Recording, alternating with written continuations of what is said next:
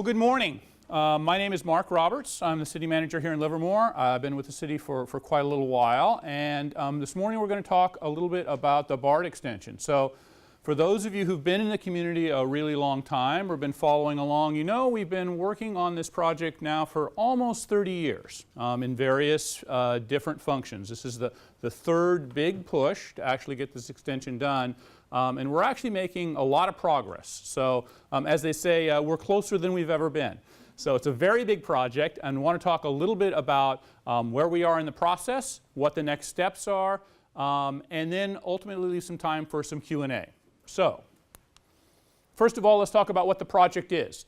The project is going to extend BART from its current terminus in Dublin Pleasanton along the freeway to Isabel. All right, so the station will actually be almost exactly where the Isabel interchange is. So if you think about where that is out on the freeway, it'll be a middle of the freeway station. It'll basically have bridges over the top of the freeway to parking garages to the south of the freeway, additional parking and drop-off to the north of the freeway. So that's essentially the project. It's the first stage of a two-stage project. The project actually will include two phases. So the first phase is the extension to Isabel, and the second phase is along the freeway all the way out to Greenville Road, where it'll turn south, and then where it crosses the ACE train tracks. That'll be the terminus station where it'll connect to ACE. All right? So that's your project, and we're going to talk a little bit about sort of what's in that, what's driving that, some of the things that we're trying to address as we move forward. So where are we? It's really important to keep in mind what this project is and is not. So the first thing that's really important here is to understand sort of where we fit in the region. Okay? The region that we're talking about is actually the region up there on the map. It's Northern California. Stretches from Sacramento to Stockton to Modesto, through Livermore, all the way down to Gilroy, all the way north up to Sonoma County. That's the region that functions as a large economic unit there. So how do we know that that's our region? Well, first of all, one of the big pieces is we look for economic indicators. So up here is a summary of a study done by the Bay Area Council, which is a business group in the Bay Area, that looks at how we are connected with the rest of the region. So one of the things this talks about is, for example, our level of education, which is generally higher than the rest of the Bay Area. How often we finish high school, generally more often than the rest of the Bay Area. How many patents that we actually do in this area, and where those patents actually have patent members. So most of the patents that we complete actually do have a member of the patent team that's somewhere else in the greater Bay Area. So it's really important from an economic standpoint that we continue to be well integrated with the rest of Northern California and the rest of the Bay Area. So the stats you see up there really are indicators of how intricately we are tied with the rest of the Bay Area. Every morning, if you're not sleeping, you'd notice that we actually have people come up over the top of the Altamont Pass. So what is that diagram trying to show you? That's the Altamont Pass is where sort of the big dot on the right is, and the size and distance of those arrows tells you essentially the percentage of folks that are going in those various directions. So you can see by 2035 up there that we're going to have 95,100 round trips. So that's nearly 100,000 over the pass, heading from east to west in the morning and then from west to east in the afternoon. Right now that number's a little north of 80,000 trips. So it's going to get worse, is sort of the first big thing we need to know about that. That is even with a number of changes that we're trying to do at the macro level in the region by placing essentially more housing closer to jobs, closer in the center of the region. Even with that, we're going to see dramatic expansion of the trips that are coming over the Altamont Pass. So what this is telling us is, hey, 22% of the trips there are heading down into the San Jose Central area, 12% into the San Leandro area, and so on as you basically take a look and see where those trips are going. Big chunk of those trips are actually served by BART. So that's one of the reasons that we're looking at ultimately having the BART extension ultimately connect all the way out to Greenville to help with mobility. So you can see 2035 sounds like a really long time away, but it's not really. It's barely 20 years. So give you a sense of scale. From the first moment we started to talk about moving Highway 84 out to the edge of the community till it actually got completed was nearly 50 years. So it takes a really long time to do these very large transportation projects that cost billions of dollars. So it is really important that we sort of keep these sort of numbers in mind as we move forward. This shouldn't surprise anybody. Our staff wandered out on a typical Tuesday morning and shot some pictures. It wasn't real hard to do this. So what is this showing us? Well, these two lanes here, the right two lanes, basically are filled with trucks. Those trucks are trying to make it to the Oakland Port. Oakland Port is one of the busiest ports on the West Coast. It is the only port, actually, that is a net exporter of all the West Coast ports. So essentially, those folks sitting in traffic every morning and every afternoon increase transportation costs. So that's a direct hit to the economy. Those other two lanes are poor folks who are trying to get out and get to work in the morning. So what that ultimately does is that's another hit to your economic engine that is the greater Bay Area.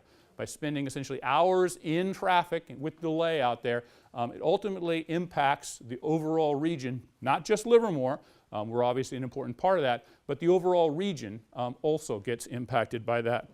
This chart up here, if you have really good vision, you can see that these are thousands of hours of delay per day that are lost. So for example, in 2013, eastbound, we lost 4,852 hours on average per day of productivity to delay.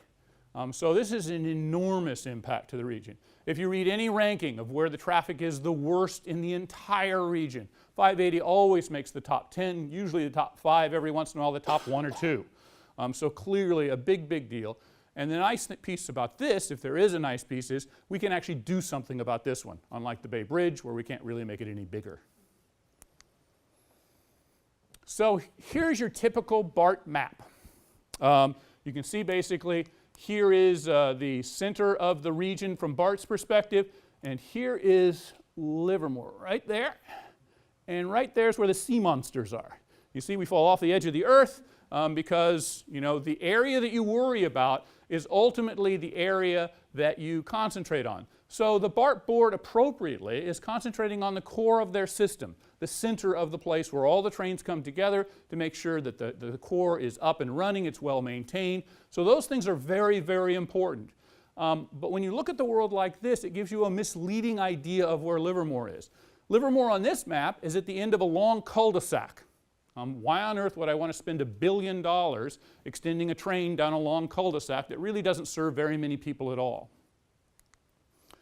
We see the world much more like this, like ACE sees it, like we saw in that previous map there, with the world stretching essentially Stockton up toward Sacramento, down toward Modesto. And when you look at the world like that, you see a very different picture. In that picture, the Altamont Pass becomes much more the center of that economic unit. And you'd expect to see, if this really is how the world works, a lot of congestion every morning and every afternoon in Altamont Pass. And sure enough, that's what you see on the ground. So this really is, we think, a much more valid view of the world. What does this picture actually show here? It shows the first phase extension here along the freeway to Isabel, and it shows the second phase extension along the freeway all the way tying here to a new station here at Greenville. So this is the ACE train starting up in Stockton, heading all the way down to San Jose. It'll likely soon actually have an extension down to Modesto here. It will tie together with high-speed rail out there. And you can see that these connections are very, very important. If you had to build these two big rail systems from scratch today, they'd cost $100 billion. Okay? Historically, they actually cost about $40 billion to put into this sort of a format here. So although we are talking about a $1 billion extension to Isabel and a $3 billion extension out to Greenville, those are very large numbers. But in the context of a $100 billion system, tying those two big heavy rail systems together so they both work a lot better really is an appropriate amount of resources to make the entire system for all of Northern California work better. High-speed rail runs up and down, essentially, is planned to run up and down Central California here. The first phase of that is under construction. Obviously, as they continue to extend high-speed rail there, it will ultimately serve not only the Central Valley all the way down to LA, all the way across to San Jose. But one of the things is that ACE, our local train system, is one of the feeder systems to that. And so its system will be over time upgraded. They have 4 round-trip trains today. They're planning to go to 10 round-trip trains in the near future, and ultimately to have the service be much more like Caltrain in the distant future. So essentially that system actually is one that's proven. Every morning and every evening those trains are packed. If you actually tried to get on an ACE train, standing room only in sometimes. So that system actually is working very, very well. By tying the two systems together, we actually add 100,000 riders to the ACE system. So it's very, very good for that system. Rail systems work well when they're full. That's sort of the bluntness of it. Costs almost exactly the same amount to run an empty train as it does a full train. So having more full trains makes way more sense as we move forward here. So you can see that essentially connecting the BART system to the ACE system connects the BART system to the high-speed rail system in the long run. Obviously, high-speed rail is a much longer vision there, but again, these visions take decades, just like our interstate freeway system took decades from the time it was thought of until it was implemented. Phase 1 of the project, most people say, hey, doesn't connect ACE and BART. Phase 1 simply takes you to Isabel. So that's correct. You don't really get a cross-platform transfer from ACE to BART with Phase 1. What you do get is the time to drop in half that it takes to transfer from ACE to BART. Right now, depending on time of day, it takes you somewhere between 12 and 25 minutes, 30 minutes during some parts of the day to transfer from downtown Pleasanton on the ACE to essentially Dublin Pleasanton up on BART. And that's because you have to get on a bus and you have to wander through a bunch of traffic. By extending it out to Isabel, you drop that time in half. That means the connection by bus would essentially be from downtown Livermore, ACE, up to Isabel BART. The Isabel station actually will have much better freeway access. The bus and transit drop-off will be right there on the freeway, just 2 quick right turns after you get off of the Isabel interchange, and you won't have to wander through half of Livermore like right now you have to wander through half of Dublin or Pleasanton to get there. So that cuts an enormous amount of time off the transfer. How are we doing on funding? So the first half of the items here, these 3, 1, 2, 3, actually are committed funding sources. So last November, there was $400 million that are part of the Measure BB, Alameda County, county-wide sales tax measure that is set aside for BART to Livermore. So that's very, very important money. There's $110 million in bridge toll money that is also set aside for the project. And the city of Livermore has committed essentially $40 million worth of developer fees on transportation toward that. So you can see that that's $550 million of about a $1.2 billion project. For a project that is in schematic design and going through environmental review, that's actually pretty good. About half the funding is traditionally about where these big projects are at this point in the system. So we're doing very, very well. So it's a very expensive project, but those committed funding sources are very solid.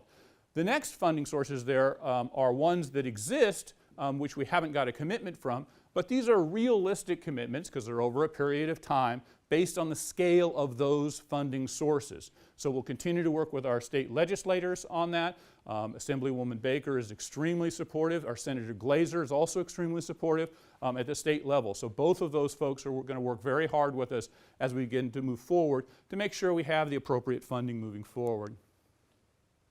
So extending BART to Livermore is good for the entire region. We talked about the economic impacts of that. Tying the overall Bay Area more tightly together helps the overall economy. We talked about improved interregional connection with ACE and giving people transportation choices. We're going to add about 30% more jobs and 30% more houses to the overall mega region in the next 50 years. Okay? So if you think about that, can we add 30% more freeway lanes? And the answer is absolutely not. We will add localized freeway improvements here and there throughout the entire region, but the bulk of our transportation improvements are going to have to rely on heavy rail to move large amounts of people back and forth across the region. We're also going to have to build houses closer to where people work, and that's going to be part of it. But people are always going to want to have some amount of mobility. So providing multiple transportation choices and making sure that those transportation choices work is incumbent upon us to do the planning and the early work so that those can be implemented over the next half century there. Congestion relief goes without saying. Greenhouse gas, air pollution, energy reduction. Riding on any kind of rail or any kind of mass transit is far greener and has a far lower impact than any kind of transportation you do in a car. the TOD opportunity, transit-oriented development opportunity, is what we're going to talk about in just a minute. And connectivity out to high-speed rail is the last piece of the puzzle there. So what do we do here in Livermore as a part of the extension of the project out to Isabel? The first piece of that is that we work with BART as they move through the environmental process. BART is the lead agency for the actual rail extension. They have to do all of the environmental work, they have to look at project alternatives, they have to look at different modes of transportation, and they are required by law to do that. Now, some believe that other transportation choices, like a light rail extension, like up in Contra Costa County, or a bus extension, would ultimately meet the needs of the local community. And again, if you think back to that map we had with the cul-de-sac, that might make some sense if we were a long cul-de-sac up there. If you're really trying to tie the entire Northern California mega region together, that doesn't make very much sense from our perspective. So what we need to do here at the local level is do the planning around the station area so that we maximize the opportunities that essentially a heavy rail extension like this brings to our community. If you think historically in our region, rail has been very important since the very first moment the community existed.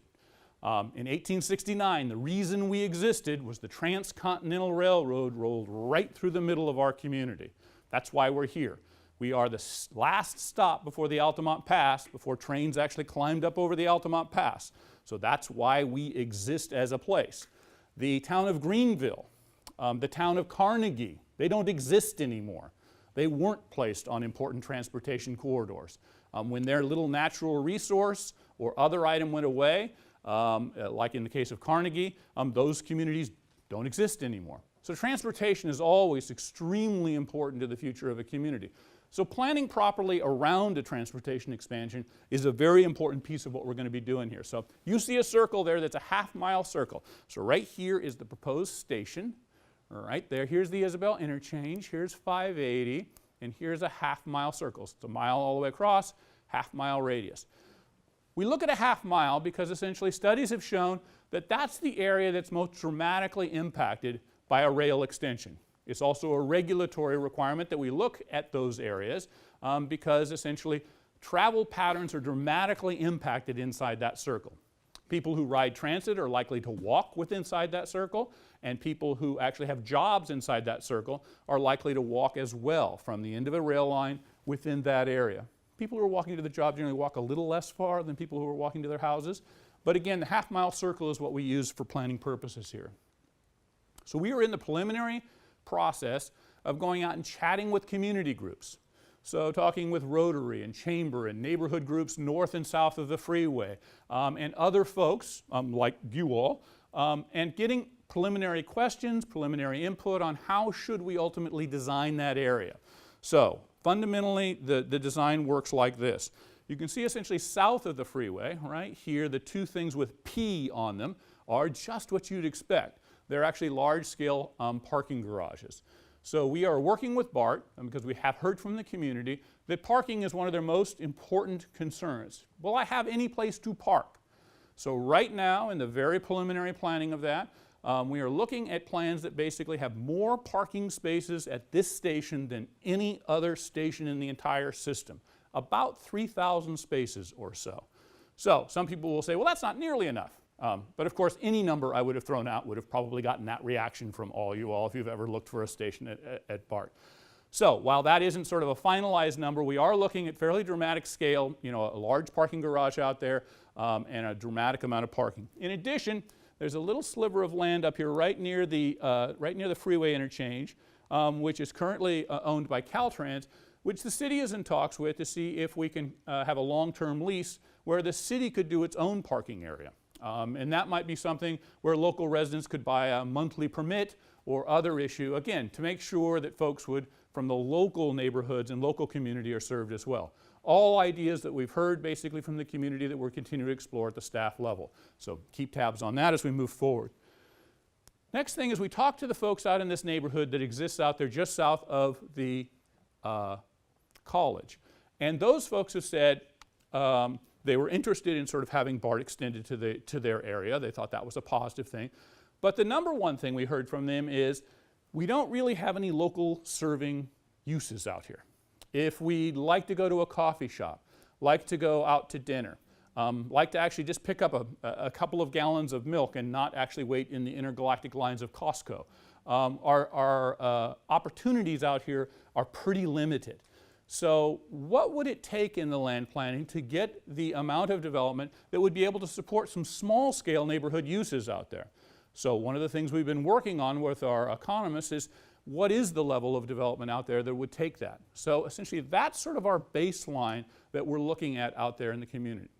Other thing we've heard from members of the community, especially those who are not like me, who are under 30, so who have returned to the community after getting their college degree or are working in the community with a skill, and they're looking for a place to rent or own. And they basically say it's almost impossible. We haven't built a large-scale market rate rental project in the city of Livermore in a quarter of a century. I was a young man with black hair when I was the project planner for Mill Spring Park downtown. That was 210 units on the 7 acres down there, and that's the last project we did. So it's been an entire generation when we haven't built any apartments in the community. And so the folks who are returning to us or want to stay with us after graduating from high school very much would like to live in the community, and that's a real barrier. So one of the things we're looking at in this area is some opportunities for folks who are new to the community, returning to the community, younger, be able to actually live or rent a unit in this. So that means that around the area out here, we're looking at densities which are higher than our traditional neighborhoods. Okay, so first of all, a little bit about the land plan in its very preliminary stages. And this is sort of just a hypothetical out here because it's not real. We'll ultimately have about 3 different ones for the community to take a look at in a workshop that's coming up this fall where we'll actually get real live feedback on real live stuff with pictures of what this all looks like. But this is sort of hypothetical. Out at the edges of the circle, if I can get my red dot out there, the development will look very much like what's out there right now.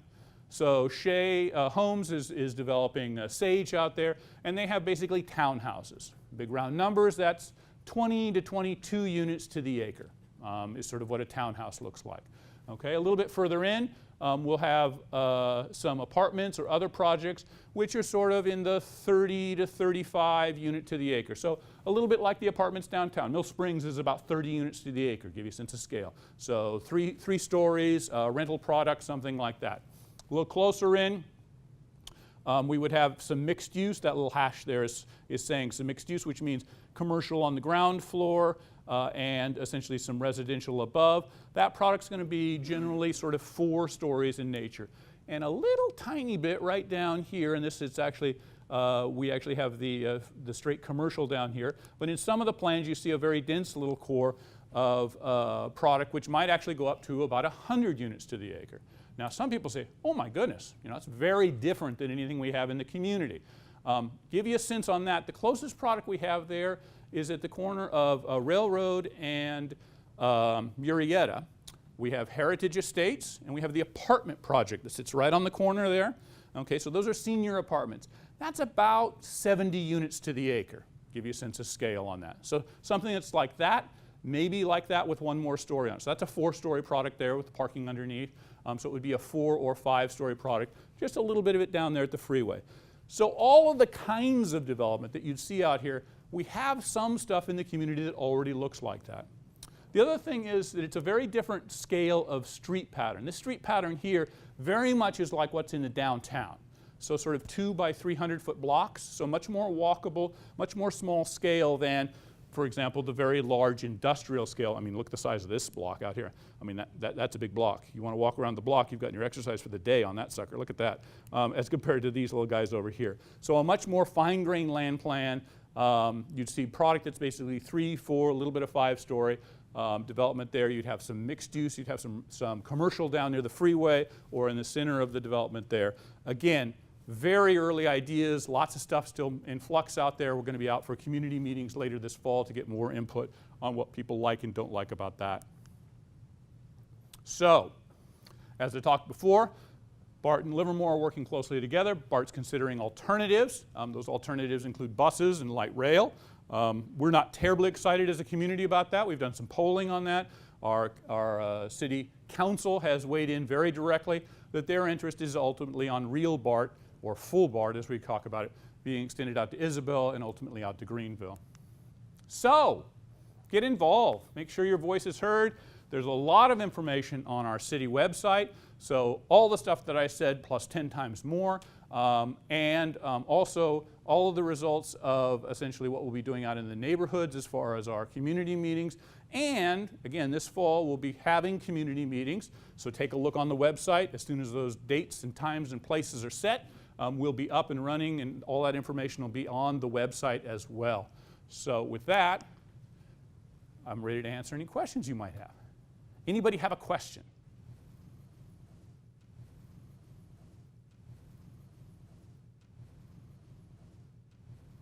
If over the next 50 years, so essentially if by 2065 or 2070 we have 30% more folks in the region, how many more folks in Livermore do we expect?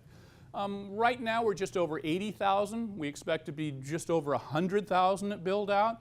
So we expect to have about 25% more if you do the quick math, and you kind of do that numerator denominator thing. You guys are really good at that, being school representatives. So that's about 25% more people. Now, what are the impacts on schools on that? That gets trickier because if you roll us back 30 years, when I first started with the city of Livermore, child production per unit was actually quite robust. Most of our units were single-family detached homes. They generally create more children. I mean, not literally, it's the people inside that create the children. I mean, I hope you all understand that part. It's not the houses. We're pretty sure about that. But essentially, single-family detached houses generally have higher student production. Most of what we're talking about between now and build-out will be some small lot single-family detached, some townhouses, and some development like what we talked about today, some apartments. So those things generally generate fewer students on average. So one of our challenges over the next 50 years is to look at that student generation stuff. So Kelly and her staff does a great job of sort of translating those raw numbers of, if I have 100 new apartments, how many students am I going to have? And you all know that those students come in waves too, which isn't very convenient. They don't all come, evenly spread out over 30 years as well. So part of that's going to have to do with what develops when and in what areas. So I think there certainly will be some impacts over the next 50 years on schools.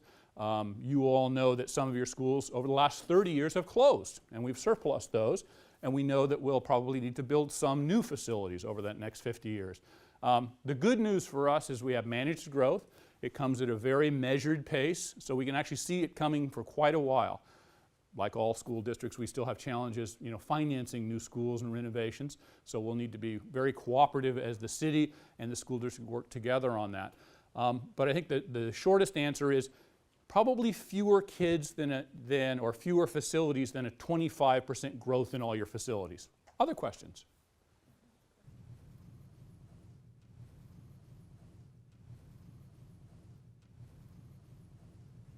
As we move forward, we will actually be doing detailed traffic studies once we have a finalized land plan that will actually talk about intersection improvements, how we actually need to increase mobility there. One of the things we are working to do is to make the interaction between the BART station and those who are traveling from outside the community easiest if they approach it with transit. In other words, if I'm coming from Modesto, for example, and I'm not on the ACE train right now, coming by a bus, ultimately we want that to be faster than ultimately coming by a car. So the bus interactions at that interchange, which will be to the north, will actually be very smooth and very easy on that. How to get there if you're a local? Well, of course, the best way is to walk. If you're a little too far for that, even if you are really fit, then you sort of have a couple of different options, and it really will depend sort of on when you're trying to get there. Honestly, overall, that interchange is actually pretty well scaled to what we're talking about as far as the impact out there. So it won't be like it was when we first built it, when we had this enormous new $100 million facility out there and nobody was on it. It'll be very thoroughly used. But ultimately, we'll be doing the detailed studies to make sure that we do meet our level of service standards. Obviously, you know, anything you can do to sort of combine a trip with somebody else, to get dropped off rather than to park, to take basically, if you're close to the downtown, you know, just take the bus shuttle right up essentially. It'll come right up over the top of Portola and drop you right at the station there. So again, that isn't how most of us think about it, but especially as there's more of us in the entire Bay Area region, using tools that basically allow us to sort of figure out when that next bus will come and making sure that that service is often enough so it makes sense, really does make sense. You know, my daughter actually has to get to San Francisco every morning to work at her job there, and so she's now become quite adept at figuring out how local transit comes and goes. So I think that's, going to become part of more of our plan as we have our handheld device and figure out what's the shortest way to get there. And it really will depend on what time it is. Other questions? Yes.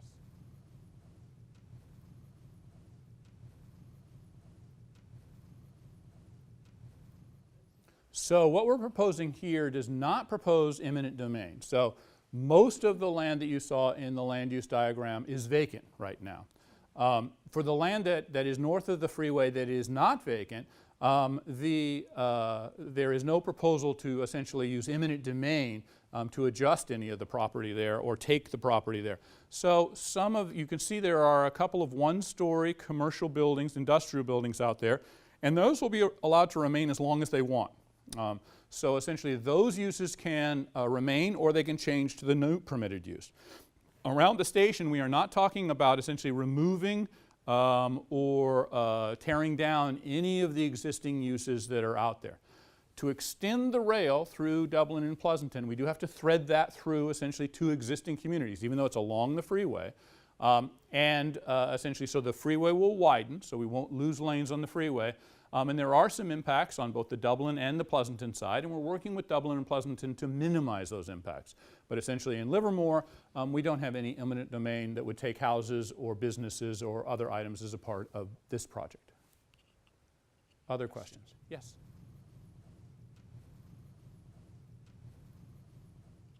So if we got all the funding, if it dropped magically from the sky, how quickly could we build this? Well, we're not assuming that funds will fall magically from the sky, but we are assuming that they will come in when they're needed. Given the remainder of the environmental process and alternatives process, that process wraps up essentially in 2017, so it's almost 2016. So in middle 2017, we will basically have a decision on the project. And then we're we would need some time to finish up all of the federal and regional and state permitting to acquire right-of-way, which is actually a very time-consuming process. There are a lot of protections for the property owners who will be near the freeway out there as the freeway widens. And then actually construction of the project there. Those things all basically put together means that having fair-paying service about 2022. So, you know, if you figure that we're almost in 2016, that's actually just an eye blink. Sounds like a really long time away. So honestly, that's a fairly aggressive schedule for a project of this scale to have an extension out to Isabel, but not one that's totally unrealistic. Other questions? Yes?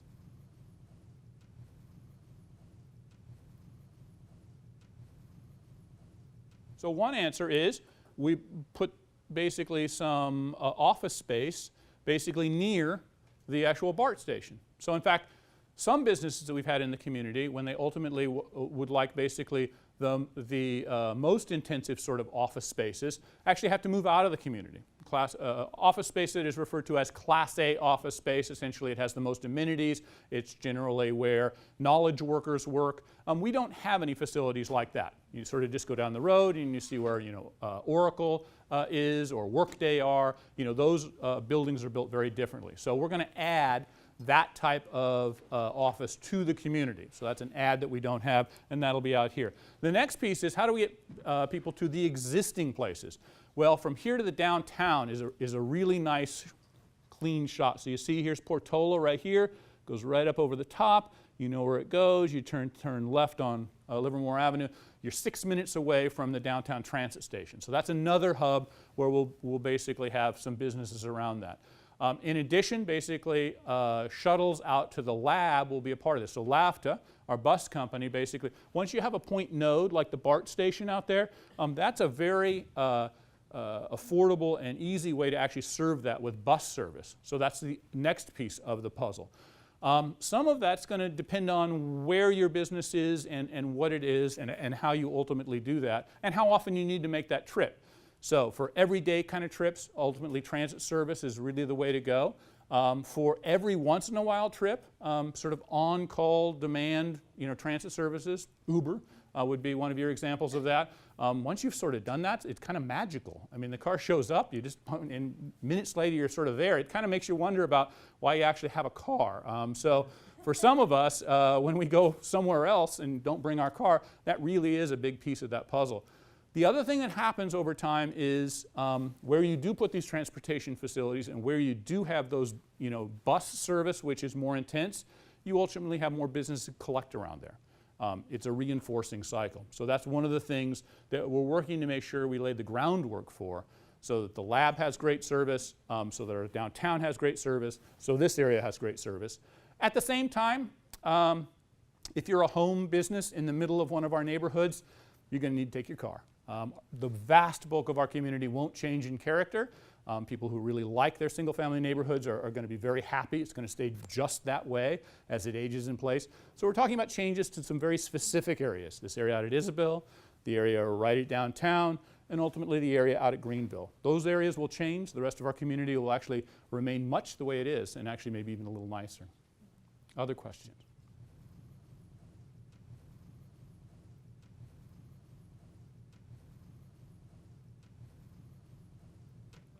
So the question is, we said that basically that there was going to be a lot of housing out here. Is that workforce housing, that higher density housing? So was there going to be any affordable housing? So the city of Livermore has a requirement that 15% of any project ultimately be affordable. Affordable, let's talk a little bit about what that is. You have to be really rich to be poor in Livermore and the rest of the Bay Area. It's an $80,000 family income cutoff. So these are not folks without jobs. These are sometimes folks with 2 jobs in the family that basically have 2 full-time workers who are working in service jobs. So, working at a restaurant, working at Target, those sorts of things. They can both be breadwinners in the house and still qualify as low income in the Bay Area. In Contra Costa and Alameda counties, which are the numbers we use for defining that, those are federally defined numbers. So 15% of that has to be affordable to folks like that. Actually, right now the market for apartments, although the apartment rents are going up, actually is affordable at that. There's not a special requirement that that be made. That's just where the market is. But 15% is required to actually be affordable to low income. And we believe that just by the nature of the kinds of houses, townhouses will always be cheaper than single-family detached houses. An apartment will always be as cheap or a little cheaper than the equivalent mortgage on a condo, and that's just sort of the way the mechanics of that all work out. So what we're trying to do here is have a variety of housing design, provide a variety of opportunities, and to have as broad an affordability as we can by design, so that these high-quality neighborhoods actually are able to support people who maybe don't both have an advanced college degree and an enormously wealthy set of parents that just died and handed them a big bucket of money. I mean, ultimately, if our community becomes only those people who are extraordinarily rich, we really do lose a tremendous amount of the variety and context and interest of a community. There are wonderful places in the Bay Area that are all just really rich people, and those are very nice places, but they're not real communities in the sense that I think many of us want a place where we can bump into people from a variety of backgrounds. So that's one of our struggles. Being part of the Bay Area, the upward price on housing is quite dramatic, and we can't stop that, but one of the things we can do is provide a little more housing opportunity with different kinds of housing, so as long as possible, we'll provide different alternatives that essentially regular people can afford. Other questions? All right, well, thank you all. I appreciate you inviting me out here today. If you do have other questions, do check out our website. Appreciate to basically have you stop by and take a look at the information on that. So we ultimately have, that's where you'll find information out there, and appreciate you having me come out today. Thank you.